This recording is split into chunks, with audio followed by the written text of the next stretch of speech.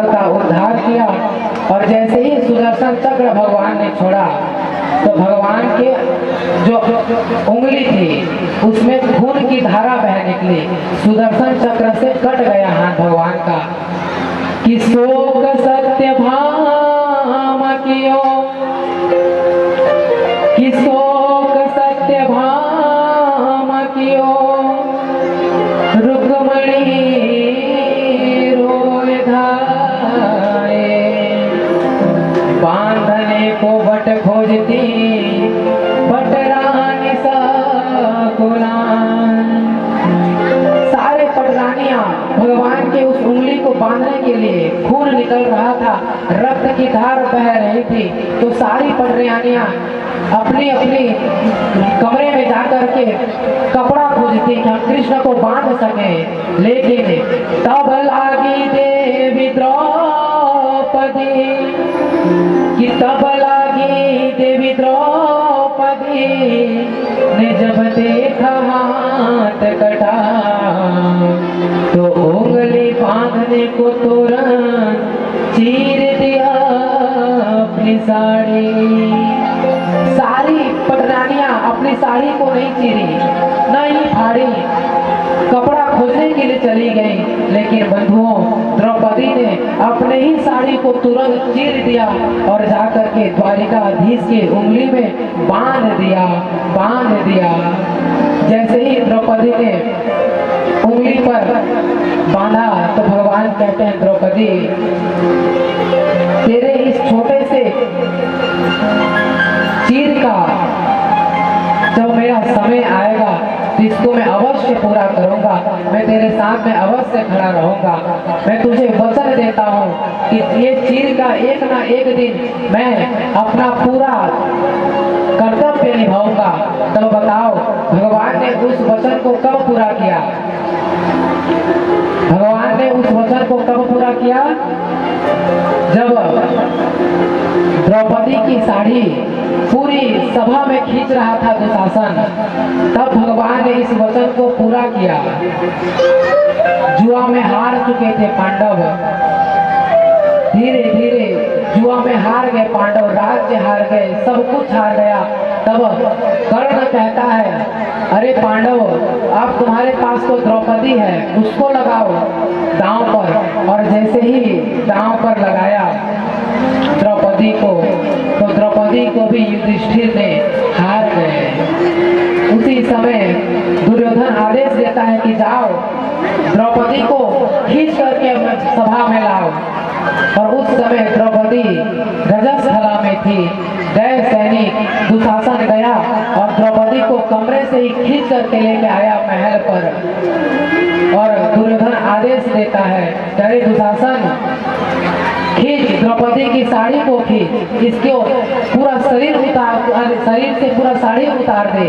अब दुशासन द्रौपदी की साड़ी खींचने लगा। और बंधुओं, जैसे ही साड़ी खींचा तो कर्ण कहता है, अरे द्रौपदी, तेरे तो 5 पति हैं, एक काम कर, मुझे छठा बना ले, आकर के मेरे गोदी पर बैठ जा। सब कुछ क्यों पांडव सह रहे थे, वो चाह कर भी कुछ नहीं कर सकते थे। अब द्रौपदी की साड़ी को खींचने लगा दुशासन, खींचने लगा। द्रौपदी दौड़ती दौड़ती गई पितामह भीष्म के पास, पितामह भीष्म मेरी रक्षा करो। अपने धृतराष्ट्र के पास में गई, मेरी रक्षा करो, मेरी लज्जा की रक्षा करो। पांडवों से कहा, अरे आप क्या बिठाए हो अर्जुन, उठाओ अपना गांडीव, मेरी लज्जा की रक्षा करो। तब बंधुओं, कोई रक्षा नहीं कर पाया, कोई रक्षा नहीं कर पाया। जब पूरा विश्वास द्रौपदी का हट गया, पूरे संसार से मन हट गया, तब द्रौपदी ने किसको पुकारा कि कहाँ जा छिपे हो प्यारे कन्हैया, यहाँ लाज मेरी लूटी जा रही है। कन्हैया, कहाँ हो आप? देखो आपकी बहन की लाज लूटी जा रही है। कि कहाँ जा छिपे हो प्यारे कन्हैया, यहाँ लाज मेरी लुटी जा रही है कि तू शासन के हाथों तेरी द्रौपदी की सभा बीच साड़ी खिंची जा रही है। देखो जरा ये हालत हमारी,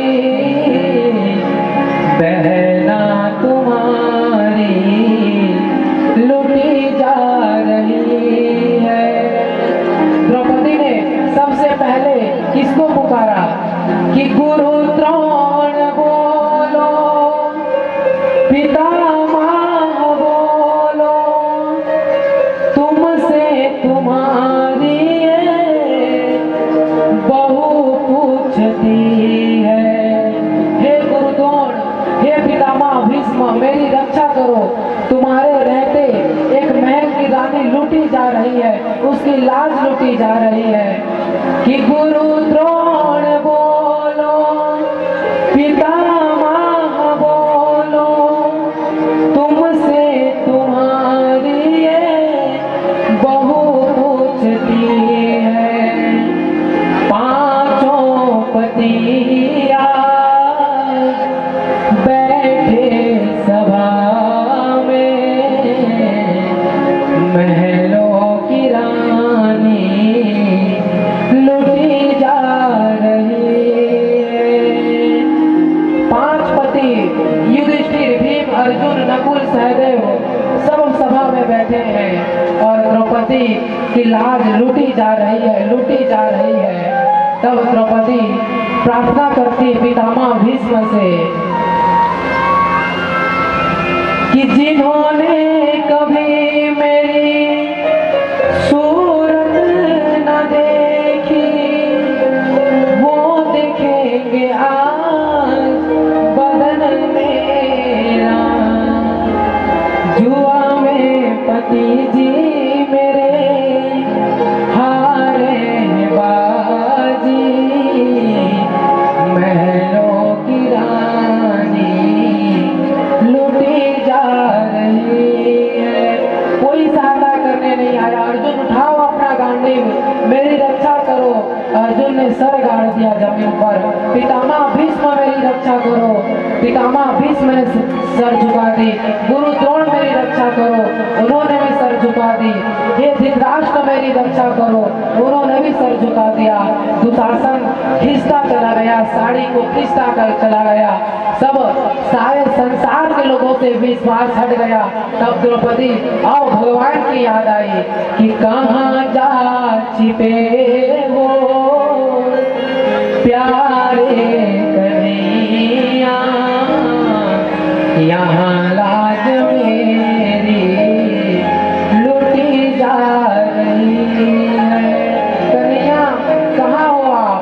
उस समय कन्हैया द्वारिका में भोजन कर रहे थे।